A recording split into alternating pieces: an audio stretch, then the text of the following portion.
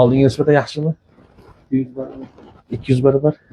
Nimaga deganda har bir kuni og'riq bilan o'tardida. Hozir unaqa og'riq qoldiruvchi dori ichib qo'ydim. Kundan kunga suvaydagi zilqirash og'riqlar ketdi. Ko'chkadan ketdi og'riq. Bir kungacha bezovta taqildi. Hozir yaxshiman, xudoga shukr. Xudo yaxshi bo'lganda yaxshi bo'lib qolasiz nimaga? Sizdagi tashxis nima edi?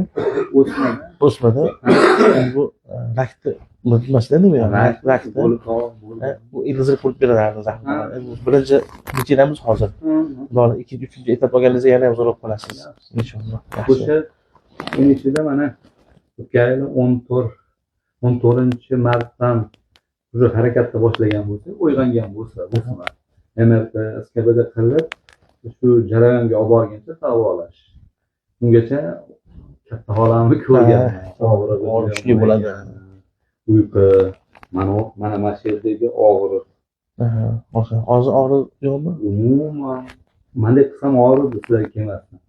Hattoki parvolish olib bergan, shunga qo'ygani qo'qardi. Yumshoq bo'lsa ham. Shunaqa bitta og'riq beradi, yo'qolib ketadi. Hozir yo'q. O'zi yo'qolib ketdi, birinchi kunda yo'qolib ketdi.